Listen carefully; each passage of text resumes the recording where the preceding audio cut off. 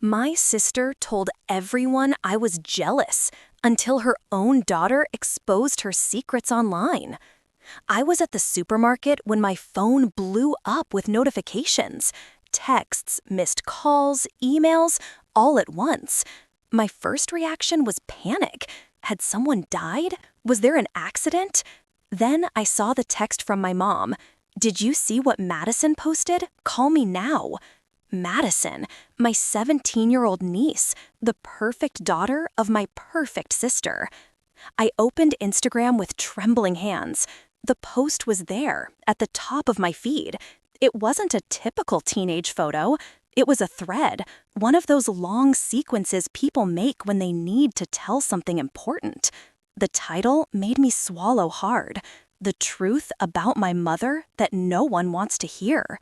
My shopping cart was abandoned in the middle of the cereal aisle as I read every word.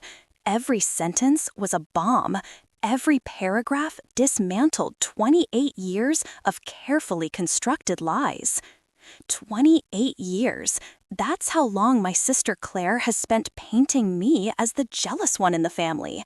The bitter sister who couldn't accept her success.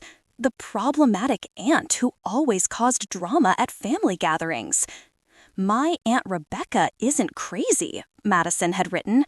"My mother is." I had to lean against the shelves. People were walking past me, probably thinking I was having some kind of crisis. And I was, but not the kind they imagined. I drove home on autopilot. My apartment in Austin, Texas had never felt so small. I sat on the sofa and read the post again, and one more time. Not because I doubted what I was reading, but because I needed to be sure it was real. Madison had exposed everything. The lies about our parents' divorce, the truth about Grandma Eleanor's inheritance, the emails Claire had forged, the conversations she had secretly recorded and edited to make me seem unstable. But the worst part, the part that truly destroyed me, was finding out about Jake. Jake had been my fiancé. 7 years ago, 3 months before our wedding, he simply disappeared. He left a note saying he wasn't ready, that he needed to find himself, all that bad movie talk. I was heartbroken, devastated. And Claire was there, being the supportive sister, holding me while I cried, telling me he didn't deserve me. Madison's post had screenshots, messages between Claire and Jake. They started 6 months before he left me. My sister had systematically, methodically seduced my fiancé with the precision of a surgeon. And when he got confused, when he started to feel guilty, she planted the seed. "Rebecca is unstable. She'll tie you down. You deserve to be free." It wasn't Jake who left me. It was Claire who stole him. And then she discarded him 2 months later when she got tired of the game. My phone rang. It was my mom again. I answered, but I couldn't speak. "Rebecca?" Her voice was strange, different. "Honey, we need to talk." "About what, Mom?" My voice came out colder than I intended. "About how you all believed her for almost 30 years? About how no one ever gave me the benefit of the doubt?" Silence on the other end. Then, something I had never heard before. My mother started to cry. "I'm so sorry," she whispered. "God, Rebecca, I am so sorry. Your father and we failed you." I hung up, not because I was angry. Well, I was, but because I didn't know what to say. What words are there for a moment like this, when your entire reality is turned upside down? When you find out that the person who spent their whole life sabotaging you was your own sister. Madison's post already had over 50,000 shares. The comments were a mix of shock, anger, and support. Some people from our hometown were tagging others, recalling incidents that now made sense in a new light. "Remember when Rebecca got fired from that job and Claire said she had a meltdown at the office? It all makes sense now." That story about Rebecca stealing money from her parents? Claire was the one who spread that, wasn't she?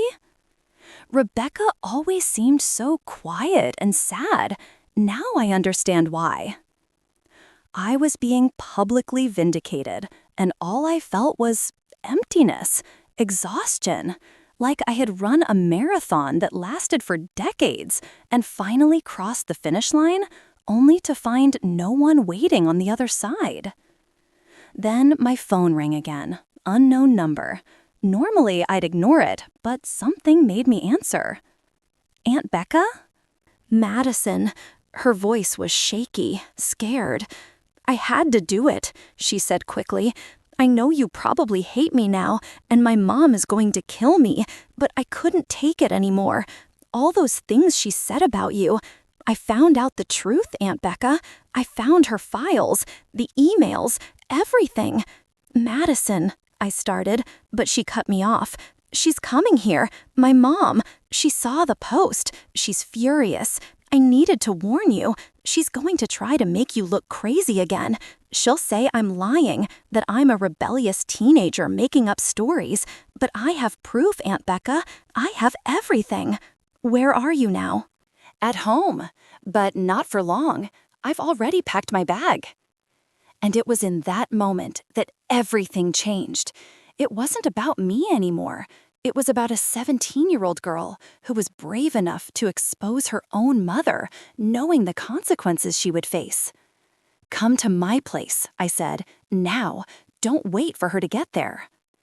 To understand how we got here, I need to go back to the beginning. Not the very beginning, that would take a lifetime, but to the moment I realized something was deeply wrong. I was 10, Claire was 12. It was summer in Portland, Oregon, and our parents had just given us the news. Grandma Eleanor was sick. Cancer. The doctors didn't know how much time she had. Grandma Eleanor was my favorite person in the whole world. She lived in a beautiful Victorian house in Savannah, Georgia, filled with old books and the smell of apple pie. Every summer, we spent a month with her, but that summer would be different.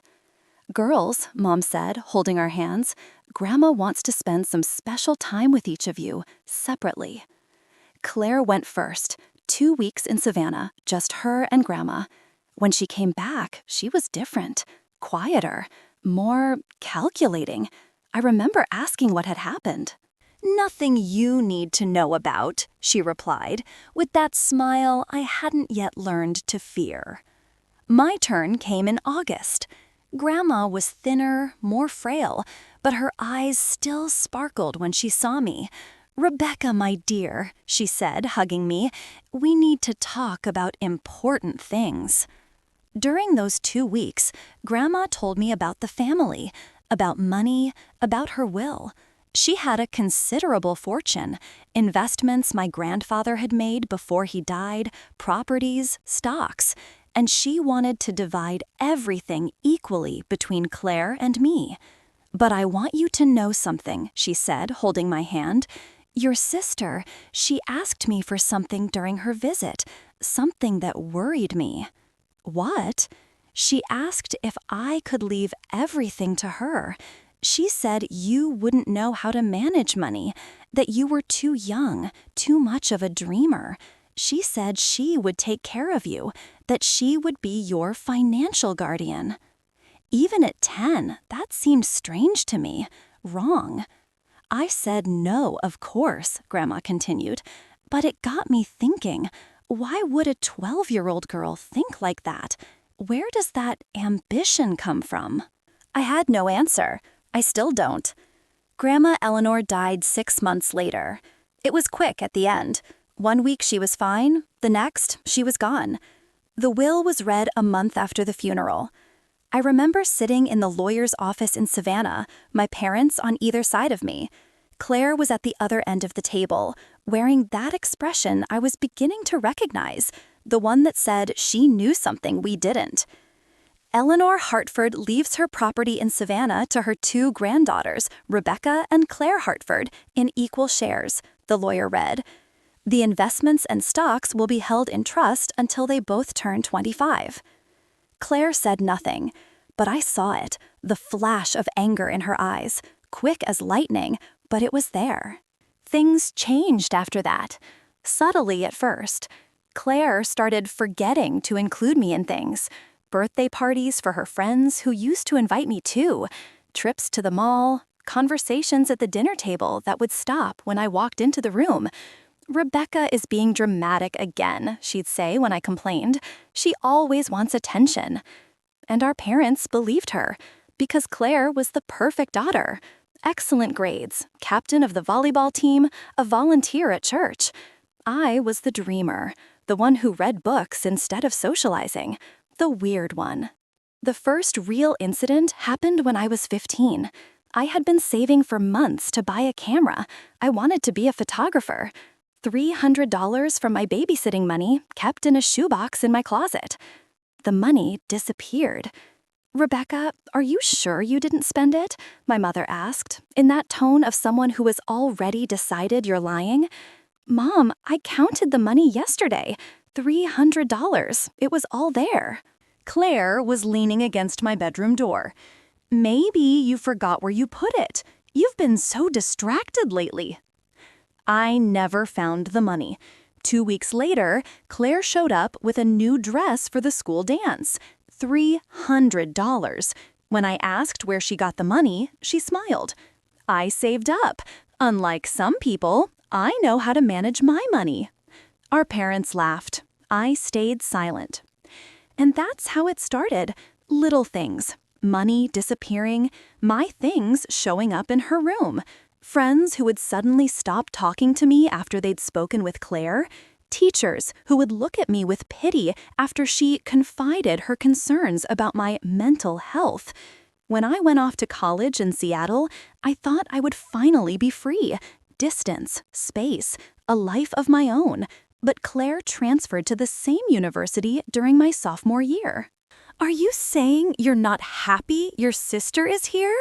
she said in front of my new friends, with that victim voice she had perfected. "Rebecca has always been so possessive of her space." And there I was again, the problematic sister, the weird one, the one who was jealous of her successful, popular sister.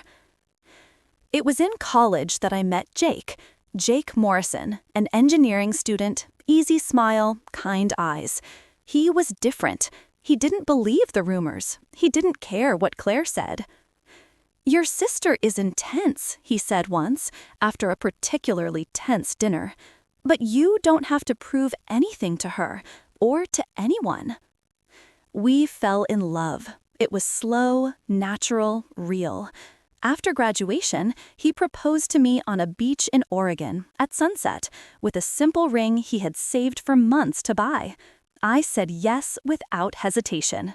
Claire was the first person I told. I don't know why.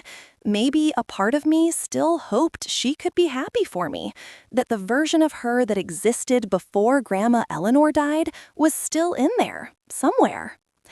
"How wonderful," she said, hugging me. "Jake is perfect for you." 3 months later, he was gone. Hey, if you've made it this far, I want to thank you from the bottom of my heart for listening to this story.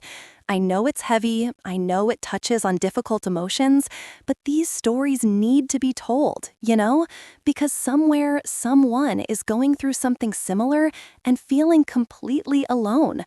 Subscribe to the channel, leave a comment telling me what you thought, or if you've been through something like this. Let's build this community together, a place where we can be honest about the hard things in life, because no one should have to carry this kind of pain alone. Madison arrived at my door 2 hours later, suitcase in hand, eyes red, trembling. I pulled her inside and locked the door behind her. "She's called 23 times, Madison said, showing me her phone. "Left voicemails. She wants me to delete everything. Says I'm going to ruin her life." "You're safe here," I said, leading her to the sofa. "Tell me everything from the beginning." Madison took a deep breath. "I started getting suspicious about 6 months ago. My mom was acting weird, more nervous, hiding her phone when I walked into the room. Then, one day, she left her laptop open. I wasn't looking for anything, I swear. but I saw a folder named Rebecca Backup. My stomach tightened. Backup? Files, hundreds of them. Emails she had forged to make it look like they came from you. Edited audio recordings, even fake text messages. She had built an entire archive of evidence against you. Why? Why would she do that? Madison looked at me with those eyes that seemed too old for 17. Because she's jealous of you, always has been. Grandma Eleanor loved you more, and my mom never got over it. But Grandma loved you both equally. Not in her head, Madison interrupted. Not in her mind. Grandma saw you as the sensitive, creative, special grandchild. My mom was just competent, and it killed her. Still does. My phone vibrated. Claire, message after message. Rebecca, we need to talk about Madison. She's having an episode. Mental health issues. You know how teenagers are. Don't believe anything she said. She's angry because I set boundaries. Therapy is helping, but she still makes up stories. Please, if she shows up there, call me. I'm worried about her safety. Madison read the messages over my shoulder and laughed. It was a bitter, humorless laugh. See? It's exactly what she did to you. She plants the seed, makes everyone doubt your sanity, and then anything you say sounds crazy. How did you find out about Jake? The emails were all there. She had saved every single message. I think she likes to look back on them, like trophies, you know? She seduced him methodically. First, it was innocent conversations about you, concerns about your well-being. Then it turned into flirting. She'd invite him for coffee to discuss how to help you. And then, "You don't have to continue," I said. "I get it." But Madison kept going anyway. She had a plan to make him leave you, to see you destroyed, and then to discard him. Because the goal was never to be with Jake. The goal was to take him from you. The intercom buzzed. My heart stopped. Rebecca Hartford, a man's voice. Austin PD. We received a call about a missing juvenile. Madison went pale. She called the police. Of course she did. I went to the intercom. "Officer, Madison is here with me. She's safe. She came of her own free will." Even so, we need to verify. Can you open the door? 2 police officers came in. One of them, Officer Rodriguez, had that tired expression of someone who had seen it all. The other, Officer Chen, seemed younger, more alert. "Madison Hartford?" asked. "Yes, sir. Your mother is worried, says you ran away from home and are spreading lies online." "They're not lies," Madison said, her voice surprisingly firm. "And I didn't run away. I left. I'm 17. I can choose where I stay." "Technically," Chen interjected, "you're still a minor. Your parents have legal rights." "My mother has legal rights," Madison corrected.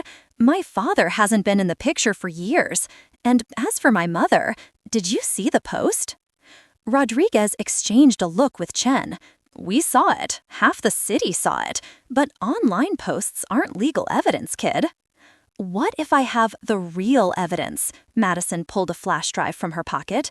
"Original emails, unedited audio recordings, bank records showing suspicious transactions. It's all here." Something changed in Rodriguez's expression. Those are serious accusations. Fraud, defamation. "Emotional abuse," I added. 28 years of systematic manipulation. "And against me, too," Madison said quietly. "You think she stopped with my aunt? My mother controls every aspect of my life. Who my friends are, what clothes I wear, what colleges I can apply to. And if I question her, I'm unstable, like my aunt." Chen knelt in front of Madison. "Do you want to file a formal complaint?" "I do." "Against your own mother?" "Especially against my own mother." The officers stayed for over an hour. They copied the contents of the flash drive, asked questions, took notes. When they finally left, Rodriguez handed me a card. "Get a lawyer," he said. "A good one. This is going to get ugly." After they left, Madison fell apart. All that courage, that firmness crumbled. She cried in my arms like the child she still was, despite everything. "I destroyed my family," she sobbed. "My grandparents are going to hate me. Everyone is going to hate me." "You didn't destroy anything," I said, stroking her hair. "You exposed something that was already broken a long time ago, and that was the bravest thing anyone could do." My phone rang again. This time it was my father. "Rebecca." His voice was strange, too controlled. "Claire is here. She's not well. She says Madison stole confidential documents from her, that you're manipulating the girl against her. Dad, I need to know the truth, face to face. You, me, your mother, and Claire. Tomorrow, our house in Portland. Madison is coming with me." "Fine, but Rebecca, if this is some kind of elaborate revenge..." "It's not revenge, Dad. It's justice, finally."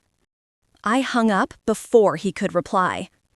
Madison looked at me with those scared eyes. "Do you think they'll believe us, even with all the proof?" "I don't know," I answered honestly, "but we're about to find out." We spent the night preparing, organizing evidence, building a timeline. Madison had been meticulous. Every email was time-stamped, every recording had context, every bank transaction had documentation. At 3 a.m, I finally asked what had been bothering me since she arrived. "Madison, why? Why did you do this? You knew the consequences. You knew your life would be turned upside down." She was silent for a long moment. Then she said, "Remember my 10th birthday?" I remembered. Claire had thrown a huge party. Bouncy castle, a magician, a 3-tiered cake. "You showed up with a gift," Madison continued. "A journal, simple, with a leather cover. And you wrote on the first page, 'For Madison, may you always have the courage to write your own story.'" Tears started to run down my face. I kept that journal, wrote in it for years, and every time my mother tried to tell me who I should be, I'd read that dedication. And I thought, if my Aunt Becca had the courage to survive all of this, I can have the courage to expose the truth. That night, we didn't sleep. We just sat in the dark, 2 survivors of the same war, preparing for the final battle. The flight from Austin to Portland took 3 hours.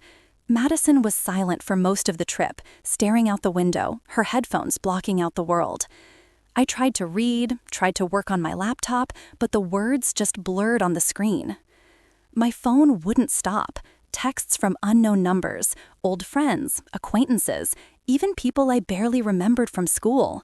Some offering support, others just curious, wanting juicy details to gossip about. But there was one message that made me stop, from Jake. "Becca, I saw the post. I need to talk to you, please." 7 years.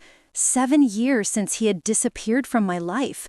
And now, suddenly, he wanted to talk. Part of me wanted to reply, wanted to scream, wanted to demand explanations. But the bigger part, the part that had learned to survive, just deleted the message. Some bridges don't deserve to be rebuilt. We landed in Portland at 2 in the afternoon. The sky was gray, typical for Oregon in the fall. My mother was waiting for us at the airport, alone. She looked like she had aged 10 years since the last time I saw her, 6 months ago at Christmas. "Rebecca." She hugged me, but it was a strange, hesitant hug, as if she wasn't sure she was allowed to. Then she looked at Madison. "My sweet girl." Madison didn't move. "Grandma." "Let's go home," Mom said, grabbing one of the suitcases. "Your father is there. Aunt Claire." "How is she?" I asked, knowing I didn't really want the answer. Devastated, furious, denying everything. Mom stopped walking and faced me. Rebecca, I need to know, is all of this true? Everything Madison posted? Did you read the evidence she attached? I did. And you're still asking? Mom looked away. She's your sister, my daughter. I need to hear both sides. You've spent 28 years listening to her side, Mom, and never, not once, did you stop to listen to mine. The silence in the car was deafening. My parents' house was in a quiet neighborhood in Lake Oswego. Big trees, spaced-out houses, the kind of classic American neighborhood where everyone knows everyone. Growing up there had been suffocating. Claire's car was in the driveway. A new, black, gleaming BMW. Of course it was. She's in the living room, Mom said as we went inside. Please, let's all try to be civilized. Civilized? As if that were possible after everything. My father was standing by the fireplace, hands in his pockets, that rigid posture he always assumed when he was uncomfortable. Claire was sitting on the sofa, impeccable as always. Perfect hair, perfect makeup, expensive clothes. But her eyes were wild. Madison, she said, standing up. My darling, are you okay? I was so worried. No, Madison said, her voice sharp. Don't do that. Don't pretend you care now. Claire flinched as if she'd been slapped. Then her gaze turned to me. You did this. You turned my own daughter against me. I didn't do anything, I replied calmly. Madison found out the truth on her own. Truth? Claire laughed, but it was a hysterical, broken laugh. What truth? The lies of a rebellious teenager who's angry because I set boundaries? The emails, Claire, Madison said, pulling her laptop from her backpack. The recordings, the bank records, it's all here. Do you want me to show Grandma and Grandpa, or would you rather tell them your version yourself? Something shifted in Claire's face. Panic, pure and raw. You had no right to go through my things. You had no right to destroy your sister's life, Madison shot back, but that didn't stop you, did it? Enough, my father said, his voice thundering through the room. Everyone, sit down now. We are going to sort this out like adults. We sat, Claire and I on opposite sides of the room, Madison beside me, our parents in the middle, like a trial, which is exactly what it was. Madison, my father began, you've made some very serious accusations against your mother. Accusations that, if true, would have legal consequences. Do you understand that? I understand, Grandpa.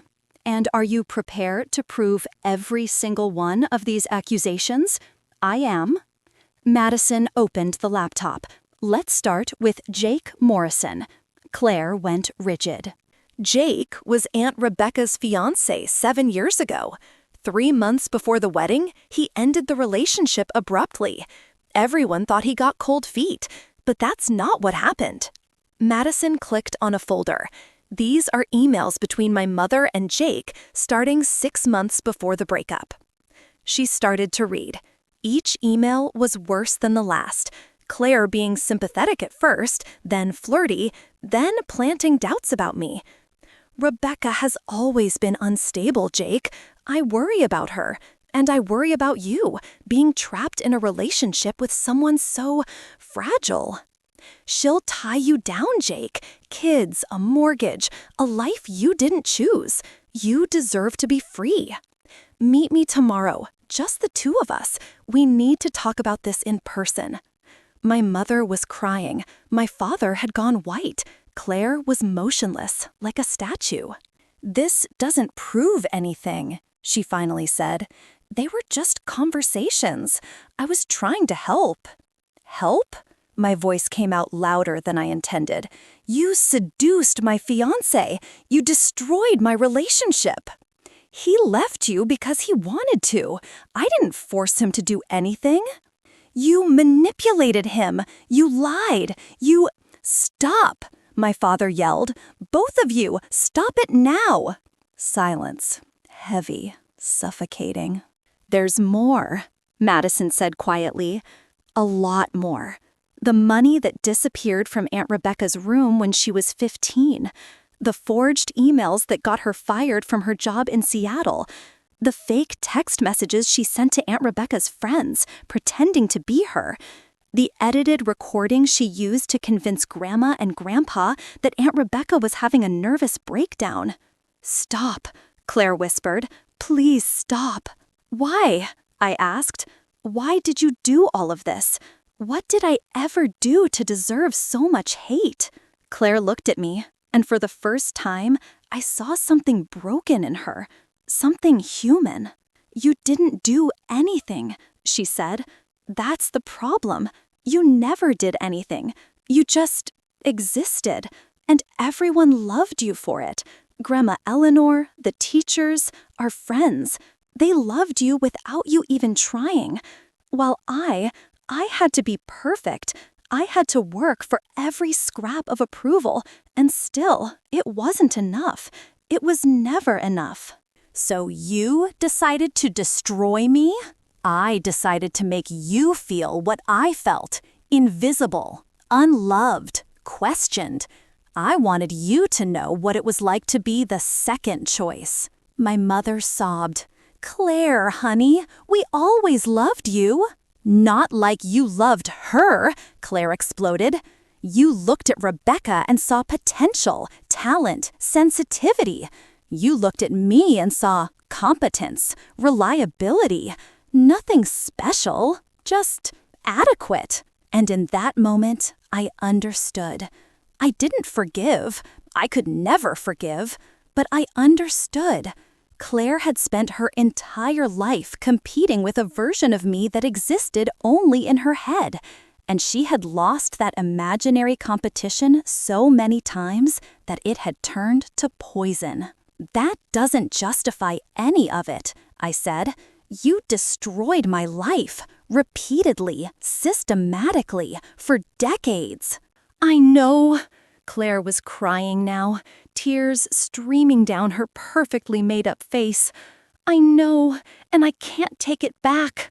I can't. God, what have I done? What have I become? Madison closed the laptop. You've become exactly what you chose to be, Mom, and now you have to live with it. The next few days were a blur of lawyers, depositions, and painful conversations. Claire moved out of our parents' house and into a hotel. My father barely spoke, processing decades of lies. My mother alternated between crying and anger. Anger at Claire, anger at herself for not seeing it, anger at the whole situation. Madison stayed with me in my old room. At night, I could hear her crying softly, trying to muffle the sound in her pillow. She had been brave. She had done the right thing, but that didn't make the pain any less. Her post had gone viral beyond any expectation. 500,000 shares, articles on news sites. A podcast producer had even reached out, wanting to tell the full story. What do you think? Madison asked, showing me the producer's email. I think it's your story to tell, I replied, but think it through. Once it's out there, you can't take it back. I don't want to take it back. I want everyone to know. I want other people who are going through this to know they're not alone. So we did the podcast, a 2-hour interview where Madison told everything, every detail, every piece of evidence, every painful moment. I was there too, adding my perspective, my story. The episode aired a week later. The repercussions were immediate. Claire lost her job. She worked at a public relations firm in Seattle, and they couldn't afford to have someone with that reputation representing clients. Friends stopped returning her calls. Her Facebook page was flooded with comments, some supportive, but most were not. You've ruined my life, she texted me. Are you happy now? Did you get your revenge? I looked at the message for a long time before replying. It wasn't revenge, Claire. It was a consequence. You spent decades building a house of cards with lies. I just let the wind in." She didn't reply. But something unexpected started to happen. People began reaching out to me, not just acquaintances, but strangers. People who had gone through similar situations, family manipulation, gaslighting, years of emotional abuse disguised as love. "Your story gave me the courage to confront my mother," one woman wrote. "I always thought I was crazy. Thank you for showing me I'm not," said another. "My sister did similar things. I thought I was alone." I wasn't alone. None of us were. And somehow, that realization made it all, the pain, the exposure, the chaos, worth it. A month after the confrontation, my parents asked to talk. Just the three of us, no Claire, no Madison. We went to a quiet cafe in Portland, away from prying eyes. "We failed you," my father said without preamble. "Your mother and I, we failed you miserably as parents." "We believed her," my mother continued, taking my hand. "So many times, when you came to us telling us something was wrong, we chose to believe her version. And that is unforgivable." "It's not unforgivable," I said, surprising myself. "It's human." Claire was convincing. She spent years perfecting the art of manipulating perceptions. You were her victims as much as I was. "No," my father insisted. "We were your parents. It was our job to protect you, and we didn't do it." We were silent for a moment. The cafe was nearly empty, just the sound of clinking cups and low conversations in the background. "What happens now?" I asked finally. "Now," my mother said, "we try to fix it, if you'll let us. We don't expect immediate forgiveness, or maybe ever, but we want to try. We want to get to know who you really are, not the version Claire painted." "And Claire?" My parents exchanged a look. "Claire is in therapy," my father said. "Intensive. She's finally admitted she has problems. Serious problems. The therapist mentioned narcissistic personality disorder, but it's too early for a definitive diagnosis. She wants to see you," my mother added quickly. "Not now, she knows she's not ready, but eventually, she wants to apologize, for real." I didn't know what to say to that. Part of me wanted to believe that Claire could change, but the bigger part, the part that had survived decades of abuse, knew that real change took time. Years, maybe. And even then, there were no guarantees. "Maybe one day," I said, "but not now. Right now, I need to focus on me, on healing, on figuring out who I am without constantly looking over my shoulder, waiting for the next stab in the back." They understood, or at least they said they did. Madison decided not to go back home with Claire. She had just turned 18 and was legally free to make her own choices. She moved to Austin with me, started working part-time, and enrolled in community college. "This is temporary," she said, "until I figure out what I want to do. But I need space, distance, clean air." I understood completely. One evening, a few months after everything, we were sitting on my apartment balcony, watching the Austin sunset. Madison was studying for a test. I was reviewing a work project. "Aunt Becca?" she said suddenly.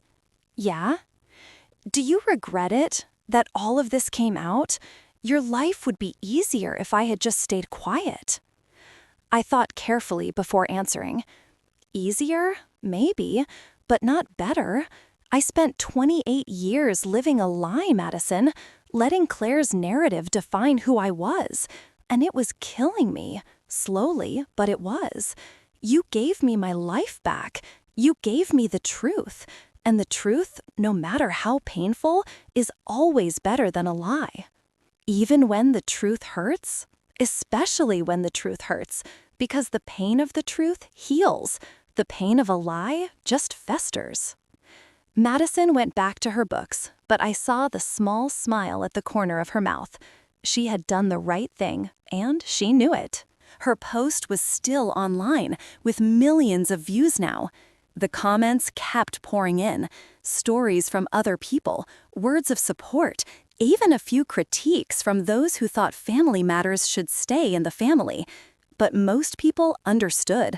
Most knew that some stories need to be told, no matter the cost, because somewhere, someone is going through the same thing, and that person needs to know they're not alone, that they're not crazy, that gaslighting is real, and that the truth, eventually, always finds its way to the light. Look, I know this part of the story is heavy. I know it deals with deep stuff, but I want to thank you for being here, for listening, for caring. If this story touched you in any way, if you know someone going through something similar, share this video. Leave a comment telling your story, or just saying that you get it. Sometimes all someone needs is to know they're not alone in this fight. Subscribe to the channel if you haven't already, hit the notification bell, and let's keep building this community of people who aren't afraid to speak the truth, no matter how hard it is. Because the truth, in the end, is what sets us free. See you in the next video.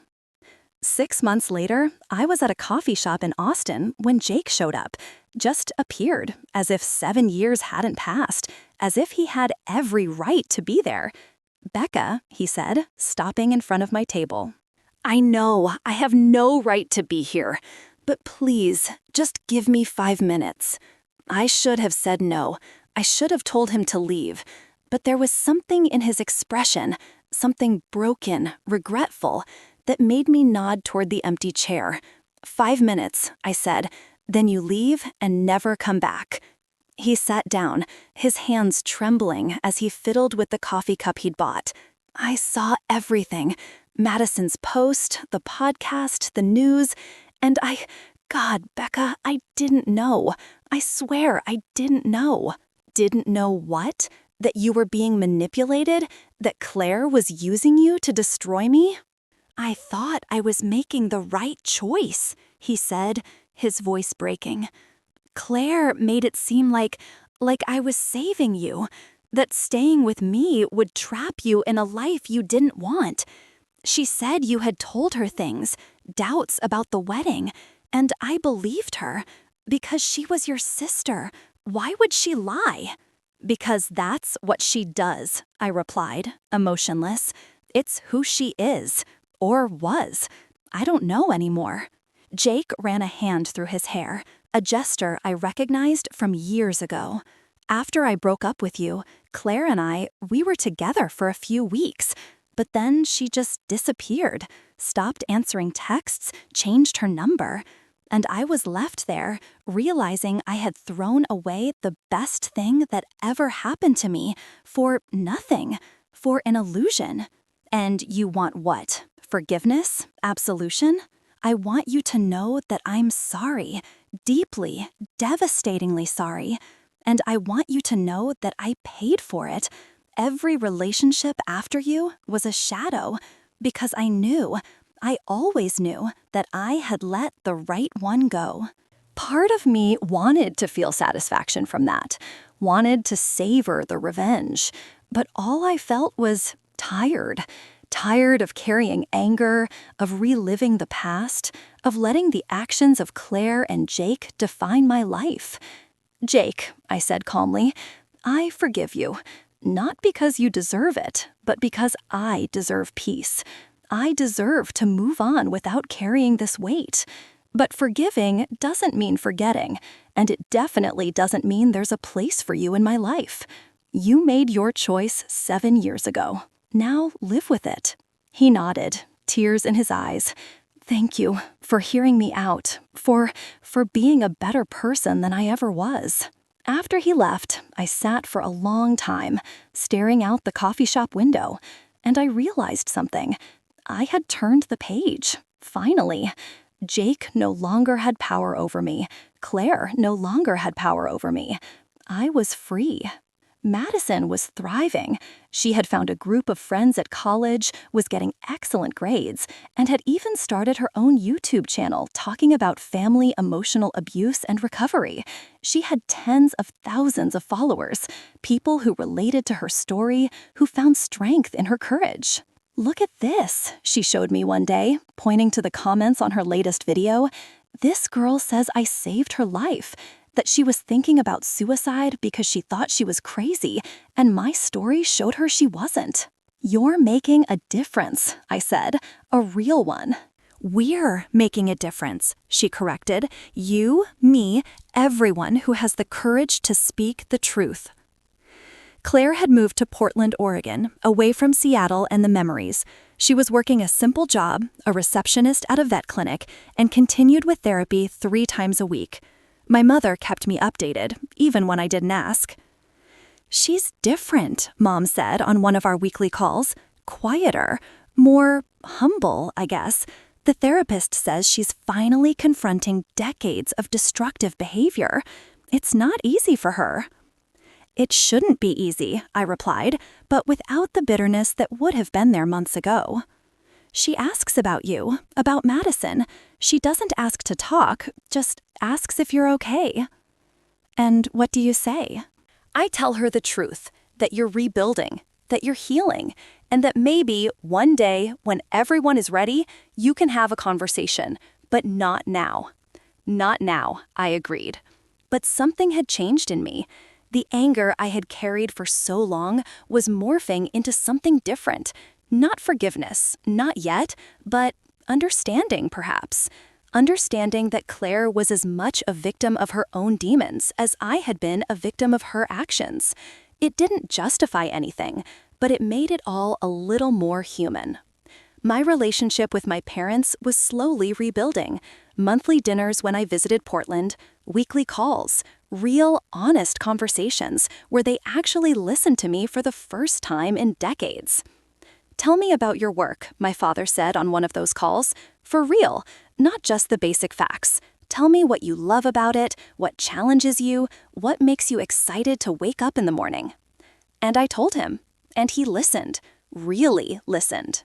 They were small steps, but they were steps in the right direction. The legal case against Claire never went forward. There wasn't enough probable cause for a crime. Emotional manipulation isn't illegal, no matter how destructive. But the court of public opinion had made its judgment. Claire would have to live with the consequences of her actions for the rest of her life. Sometimes I wondered if I had done the right thing, if exposing everything publicly had been necessary, or if there had been another way. But then I'd get a message from someone saying my story had changed their life, and I knew I had done what needed to be done. One night, Madison and I were cooking together, a complicated lasagna recipe that Grandma Eleanor used to make. The kitchen was a mess, we were both laughing at some silly joke, and suddenly Madison stopped and looked at me. "Are you happy?" she asked. The question caught me off guard. What? Are you happy? Now, with everything that's happened, with all the change, are you happy? I thought about it, really thought about it, and I realized the answer was yes. Not a perfect, problem-free happiness, that doesn't exist, but a real, grounded happiness built on truth and not on lies. Yes, I said, I think I am. For the first time in a long time, I'm truly happy. Madison smiled. Good, because you deserve it. You always have. That night, after Madison went to sleep, I sat on the balcony looking at the stars. Austin was quiet, just the distant sound of traffic and the occasional chirp of crickets. My phone vibrated, a message from an unknown number. Rebecca, it's Claire. I know I have no right to contact you, but I needed to say, I'm sorry. I don't expect forgiveness. I don't expect anything. I just needed you to know that I know what I did, and I'm going to spend the rest of my life trying to be a better person. Not for you, or for Madison, or for anyone, but for myself, because I don't want to be who I was anymore. Take care of yourself, and thank you for giving me Madison, even though I don't deserve her. I read the message 3 times. Then, after a long pause, I typed a simple reply. Thank you for saying that. Good luck on your journey. It wasn't forgiveness. It wasn't reconciliation. But it was a beginning. A recognition that people can change if they really want to, and that healing isn't linear. It's messy, complicated, full of steps forward and back, but it's possible. It's always possible. A year after Madison's post, I was back in Savannah, Georgia, for the first time since Grandma Eleanor's funeral. The Victorian house was still there, now officially mine and Madison's. Claire had renounced her share of the inheritance as part of her restitution, as she called it. Madison had come with me. She was on the porch, looking out at the garden that Grandma used to keep immaculate, and that was now a little wild, in need of care. "Do you think Grandma would be proud?" she asked when I joined her. "Of you? Absolutely. You did something I never had the courage to do. You spoke the truth, even knowing the price." "And of you?" I thought about it. I think so. I think she'd be happy to know that I finally stopped letting Claire define my story. We spent the weekend cleaning the house, deciding what to keep, what to donate, what needed repair. It was therapeutic in a strange way, as if we were cleaning out more than just an old house. We were cleaning out the past, making room for the future. In the attic, we found a box of Grandma Eleanor's old letters. Letters she had written but never sent, journals from years ago. Madison and I sat on the dusty floor and read them together. A specific entry made me stop. It was from 20 years ago, right after Claire's visit when Grandma was sick. "I'm worried about Claire," Grandma had written. "There's something in her that scares me. A hardness, a coldness that shouldn't exist in a 12-year-old child. She asked me about money today, about inheritance, about who would get what when I died. And the way she asked, it wasn't childhood curiosity, it was calculation. I need to protect Rebecca. I need to make sure Claire can't hurt her financially. But how do I protect one child from her own sister without creating more division?" Tears streamed down my face. Grandma had seen it. She had seen it and tried to protect me in the only way she knew how. "She loved you so much," Madison said softly, reading over my shoulder. "And she would have loved you too," I replied. "Your courage, your strength, she would have been so proud." We decided to turn the house into something useful. We weren't going to sell it. It had too much meaning for that. Instead, we would turn it into a temporary haven, a safe place for people fleeing abusive family situations, especially young adults like Madison had been. "Grandma Eleanor's house," Madison suggested, "a place where people can heal, rebuild, and find their own voice." "Perfect," I agreed. The following months were a whirlwind of renovations, legal paperwork, and fundraising. But finally, a year and a half after that post that changed everything, we opened the doors. Our first resident was a 19-year-old girl named Sophie. She had run away from a narcissistic mother who controlled her through financial and emotional manipulation. Her story was different from mine and Madison's, but the core was the same: abuse disguised as love, control disguised as care. "You gave me hope," Sophie said the day she arrived, her few belongings in a tattered backpack. "When I read your story, I realized I wasn't crazy, that what was happening to me had a name, and that I could get out." That became our purpose.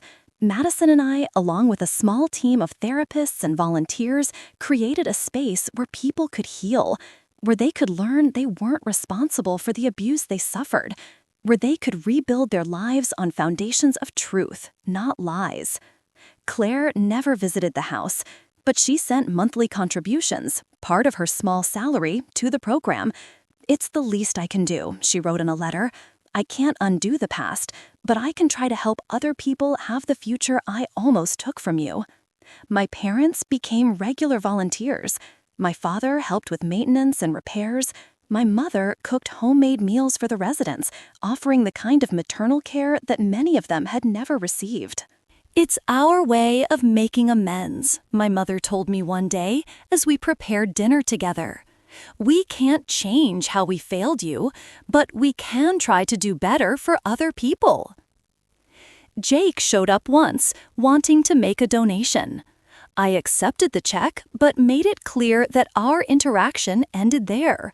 He understood. Some chapters need to stay closed. 2 years after the original post, Madison graduated from college with honors.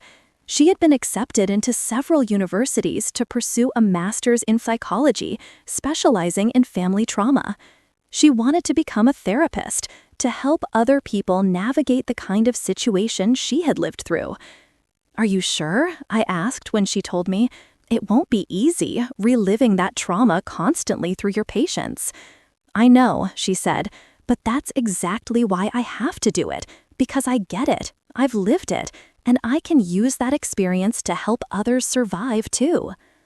At her graduation, my mother and father were there, proud and emotional. Claire watched via livestream from Portland. She had asked if she could attend in person, but Madison had gently declined. She wasn't ready yet, and everyone respected that.